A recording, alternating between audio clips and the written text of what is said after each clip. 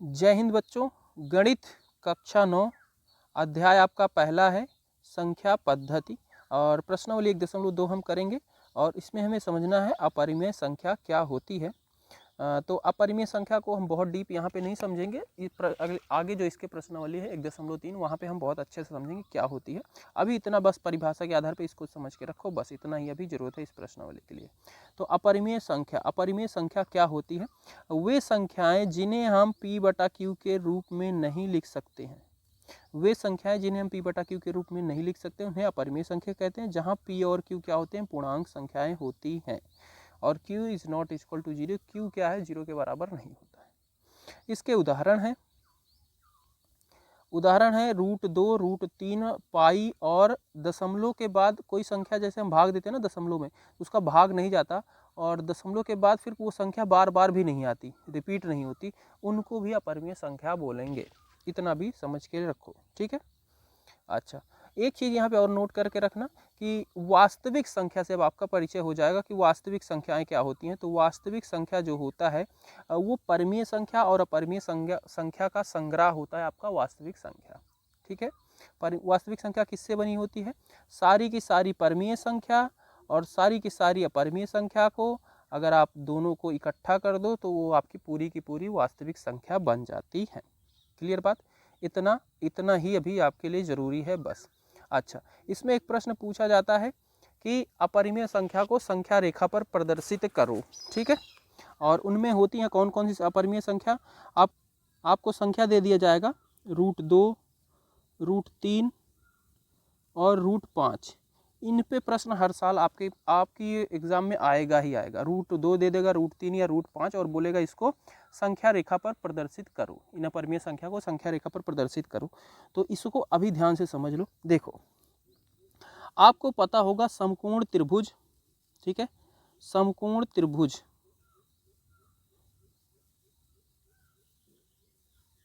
ठीक है, जिसमें ये वाला कोण होता है 90 अंश का, ठीक है।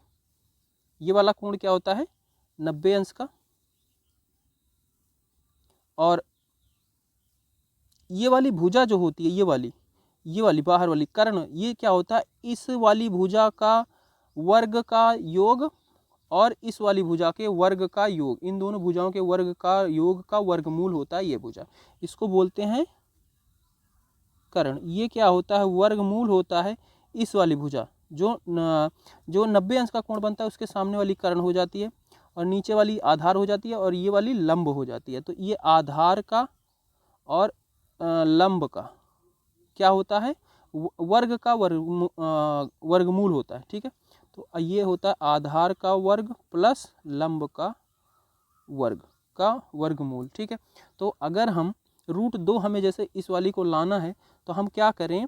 एक समकोण त्रिभुज बना लें जिसका आधार 1 सेंटीमीटर रखें और लंब भी 1 सेंटीमीटर रखें और इसका कर्ण क्या हो जाएगा? फिर देखो, अगर मैं इसका आधार भी 1 सेंटीमीटर रखता हूँ, इसको भी, तो ये वाला क्या हो जाएगा? ये क्या होता है? वर्गमूल होता है आधार का और लंब के योग का। तो इसका 1 का वर्ग प्लस इसका वर्ग और दोनों का वर्गमूल, ठीक है। तो इसको अगर हम हल करेंगे तो ये क्या आएगा? √2 आएगा, वर्गमूल 2 आ जाएगा, ठीक है।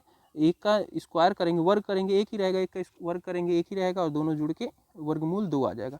तो वर्गमूल 2 का हम अभी समझा रहे हैं। देखो, इस तरीके से आता है। तो अब इसको संख्या रेखा पर प्रदर्शित करना है। तो संख्या रेखा पर क्या करेंगे? उसके लिए हमें एक संख्या रेखा बना लेनी होगी, ठीक है। ये हमने बना लिया संख्या रेखा, ठीक है। और इस पे क्या करेंगे? हम बिंदु बना लेंगे, आपका 0 हो गया। और ये वाला क्या करेंगे? 1 सेंटीमीटर का हम गैप ले लेंगे। मान लो ये 1 सेंटीमीटर का, 1 सेंटीमीटर पे हम इसको कट लगा रहे हैं। तो यहाँ पे होगा 1, 2, इधर धनात्मक अनंत तक, ठीक है, और इधर ऋणात्मक अनंत तक जाएंगे आपकी संख्या रेखा। ये आपका हो गया 0, इधर हो गया -1, इधर ऐसे जाएगा। तो यहाँ से यहाँ तक की दूरी क्या हो गई? 1 सेंटीमीटर हो गई। और इसी बिंदु से हम एक लंब डाल लेंगे 1 सेंटीमीटर का, ये, ठीक है। अब यहाँ पे क्या बनेगा? एक समकोण त्रिभुज बन जाएगा, 90 अंश का कोण यहाँ पे बन जाएगा। और फिर हम इसको क्या करेंगे? इसको और इसको मिला देंगे, ठीक है, मिला दिया, ठीक है। अब जब हमारा ये 1 सेंटीमीटर था यहाँ से लेके यहाँ तक की दूरी और ये भी 1 सेंटीमीटर था, ठीक है, ये भी 1 सेंटीमीटर था। तो अब जो ये वाली भुजा बनी, इसकी क्या होगी दूरी, ये क्या होगा, इसके वर्ग प्लस इसका वर्ग, यानी 1 का वर्ग प्लस 1 का वर्ग, और दोनों को हल करेंगे यानी कि वर्गमूल 2, ठीक है। तो यानी कि ये भुजा जो है आ गई हमारी दूरी वर्गमूल 2 आ गया। बट इसको भी हमें संख्या रेखा पर प्रदर्शित करना है, तो उसके लिए क्या लेंगे, कंपास या लंगड़ा जो है, ठीक है। लंगड़े की एक भुजा यहाँ पे रखेंगे और दूसरी जो पेंसिल वाली भुजा होगी यहाँ पे रखेंगे, इतनी दूरी हम उसमें ले लेंगे और फिर उसको क्या करेंगे, हम घुमा देंगे, ये वाला चाप लेके घुमा देंगे, ऐसे घुमा देंगे, तो वो कहीं ना कहीं आके इस रेखा पर ऐसे टच करेगा। तो ये जहाँ पे टच करेगा, ये बिंदु हो गई और ये बिंदु, तो यहाँ से लेके यहाँ तक की दूरी क्या प्रदर्शित करेगी, √2। ये वाला बिंदु आपका क्या प्रदर्शित करेगा, √2 आपका क्या है, यहाँ पे, ठीक है। ये बिंदु आपको प्रदर्शित करेगा कि √2 यहाँ पे है। इसी तरीके से आपका √3 के लिए भी आपको करना होगा। देखो √3 के लिए कैसे करेंगे, √3 है, इसको कैसे प्रदर्शित करेंगे, तो इसके लिए भी देखो समकोण त्रिभुज आपका एक हो गया, ठीक है, जिसका ये कोण है 90 अंश, ठीक है। इसके सामने वाला होगा कर्ण। तो अगर हम इसका आधार ले लें √2, ठीक है, और लंब ले लें 1 सेंटीमीटर, तो आपका कर्ण जो है वो क्या हो जाएगा, √2 का वर्ग प्लस 1 का वर्ग, ठीक है। और इसको हल करेंगे, वर्गमूल का वर्ग करेंगे यानी कि 2 ही रहेगा, और प्लस 1 3 हो जाएगा, यानी कि ये वर्गमूल 3 आपका आ जाएगा, ठीक है। तो वर्गमूल 3 यानी कि ऐसे आप इसको प्रदर्शित कर सकते हैं, करेंगे, ठीक है। तो अभी जो हमने बनाया था उसी डायग्राम को मैं यहाँ पे लिया हूँ और इसका मैं ये पोर्शन इरेज कर देता हूँ, ठीक है, ये वाला। अब ये भुजा जो थी आपकी, ये √2 को प्रदर्शित कर रही है, यहाँ तक तो बन ही गया था। अब हमें √3 बनाना है, तो यानी कि जैसे हमने ये ट्रायंगल को, ये वाला, ये क्या है, ये हमें बनाना है, इसका √2 जो है हम यहाँ पे मान लेते हैं, यहाँ से लेके यहाँ तक की दूरी क्या है, √2 ही है। अब यहीं पे हम क्या करेंगे, एक लंब डाल देंगे, ठीक है, 1 सेंटीमीटर, ये वाली भुजा हम क्या करेंगे, यहीं पे डाल देंगे 1 सेंटीमीटर की ये भुजा। तो यहाँ से हम 1 सेंटीमीटर का लंब डाल देंगे, जो कि 90 अंश का कोण बनाते हुए यहाँ से जाएगा, ठीक है। अब और फिर इसको यहाँ से मिला देंगे, ये, ठीक है। अब ये वाली जो दूरी थी ये क्या थी, √2 थी, ठीक है। ये वाली क्या हो गई, √1 है ये, और जब ये वाली भुजा क्या होगी, ये क्या हो जाएगी, √2 का वर्ग प्लस 1, और कुल मिला के ये हो जाएगी आपकी हल करके √3, ठीक है। यानी कि ये यहाँ से लेके यहाँ तक की दूरी √3 है। अब इसको संख्या रेखा पर प्रदर्शित करना है, तो इसके लिए भी अब क्या करेंगे, वही कंपास अपना लेंगे, कंपास का जो नुकीला सिरा होगा उसको यहाँ पे रखेंगे, और जो पेंसिल वाला सिरा होगा यहाँ पे रखेंगे, और एक चाप ले लेंगे, और उसी आर्क से, उसी चाप से फिर हम उसको घुमा देंगे। यहाँ पे नुकीला वाला सिरा रख के, पेंसिल वाला सिरा यहाँ पे रख के हम उसको ऐसे घुमा देंगे, तो वो कहीं ना कहीं आके आपकी इस रेखा पर टच करेगा। तो और जहाँ पे ये टच करेगा, यही वाला बिंदु क्या होगा आपका, √3 होगा। ये बिंदु आपका क्या हो जाएगा, √3, समझे।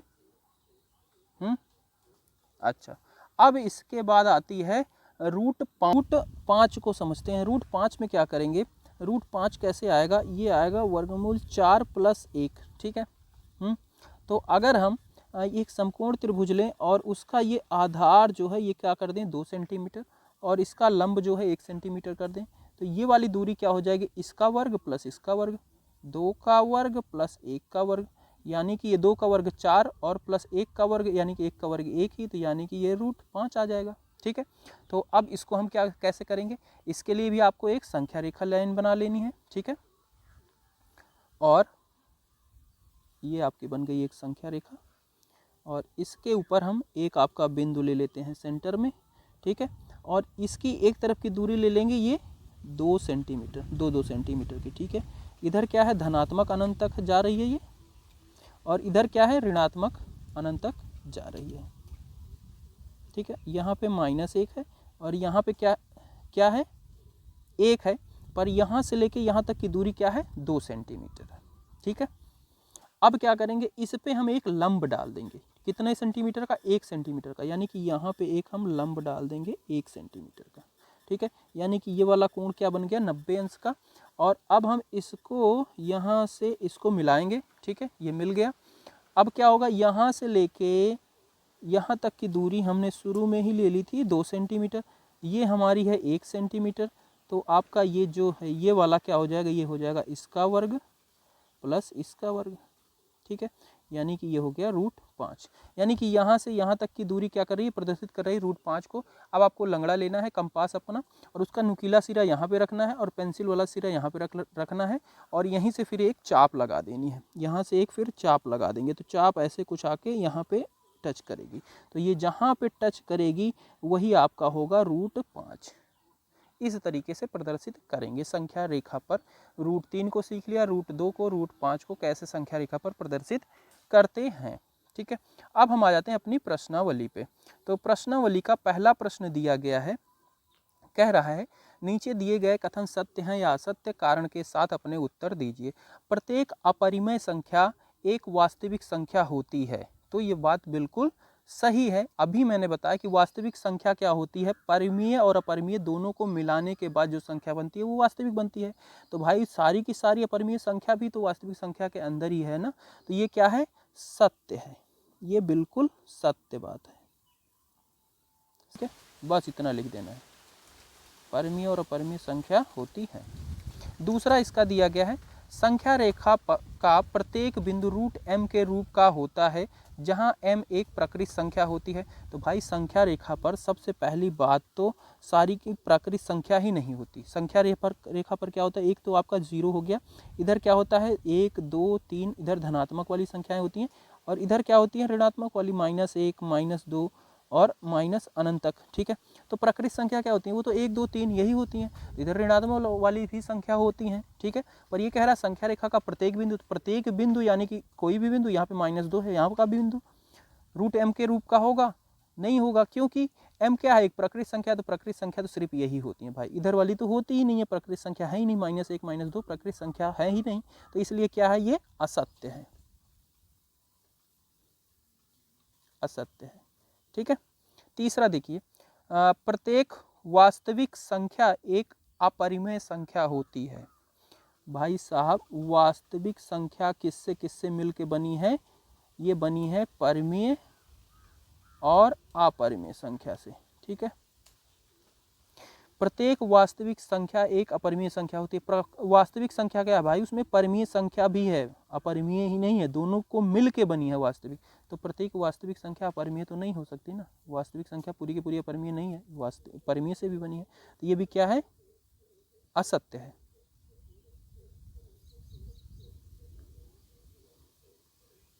ठीक है।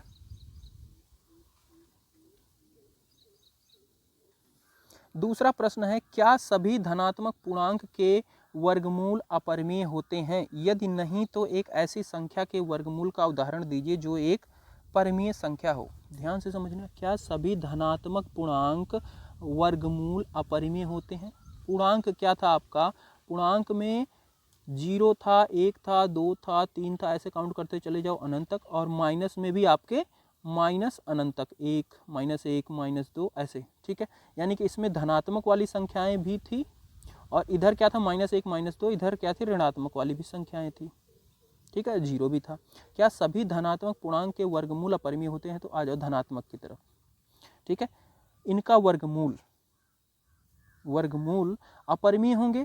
मान लो 1 है, √1 है, √2 है, इसको करेंगे √2 तो अपरिमेय होता है, √3 है वो भी अपरिमेय होगा, पर √4 मान लो यहाँ पे 2 3 4 होगा, √4 को हल किया, क्या आया, 2 आया, 2 तो अपरिमेय संख्या है ही नहीं, ठीक है। 4 तो √4 है, उसका वर्गमूल 4 है, उसको हमने किया हल तो ये 2 आया, और 2 तो क्या है, परिमेय संख्या है, ठीक है, ये अपरिमेय संख्या है ही नहीं, यानी कि जो कह रहा है वो क्या है, गलत है। क्या सभी धनात्मक पूर्णांक के वर्गमूल अपरिमेय होते हैं, तो सबसे पहली बात तो ये लिखेंगे, नहीं सभी धनात्मक पूर्णांक के वर्गमूल अपरिमेय नहीं होते हैं।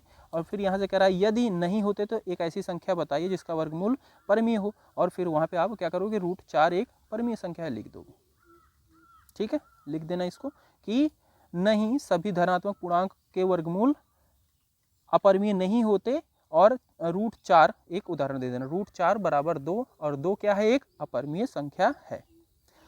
दिखाइए कि संख्या रेखा पर रूट 5 को किस प्रकार निरूपित किया जाएगा। ये लो आ गया रूट 5, मैंने बता ही दिया रूट 5, ठीक है, यानी कि ये 4 + 1 होगा। इसके लिए मैंने बताया कि एक आपका समकोण त्रिभुज ले लेना है, ठीक है, जिसका ये 90 अंश होगा।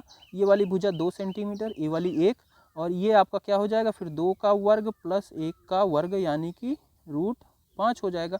और इसके लिए संख्या रेखा आपको बना लेनी है, तो संख्या रेखा आप एक बना लोगे, ठीक है, जिसमें बीच में क्या होगा, 0 होगा, और इधर की 1 सेंटी यहाँ तक की जो एक बिंदु होगा इसके बीच की दूरी आपको क्या ले लेनी है, 2 सेंटीमीटर। तो यहाँ से हम यहाँ तक की दूरी ले लेंगे पूरा 2 सेंटीमीटर, ठीक है, और इस पर एक लंब डाल देना है। तो इस पर हम एक लंब डाल देंगे 1 सेंटीमीटर का, ये दूरी क्या है, 1 सेंटीमीटर की, ठीक है। अब इसको और इसको मिला देंगे, ठीक है, ये क्या है, 90 अंश का कोण है। अब ये वाली जो भुजा बनी ये क्या बनेगी, ये बनेगी वर्गमूल 2 का वर्ग प्लस इसका वर्ग, यानी कि रूट 5 आ गई। और फिर कंपास को लेना है अपना लंगड़े को, लंगड़े का नुकीला सिरा इधर रखना है और पेंसिल वाला सिरा यहाँ पे रखना है। इतना चाप लेके उस लंगड़े को घुमा देना है पेंसिल वाले सिरे से। जब घुमाओगे तो वो कहीं ना कहीं आके आपको इस पर टच करेगा, ऐसे जहाँ पे टच करेगा वही बिंदु आपका हो जाएगा रूट 5, ठीक है। इस तरीके से इसे करना है। तो इस तरीके से आपकी ये प्रश्नावली होती है समाप्त। मिलते हैं अगली वीडियो में। अगर कोई क्वेरी है तो कमेंट कर लेना। Bye bye.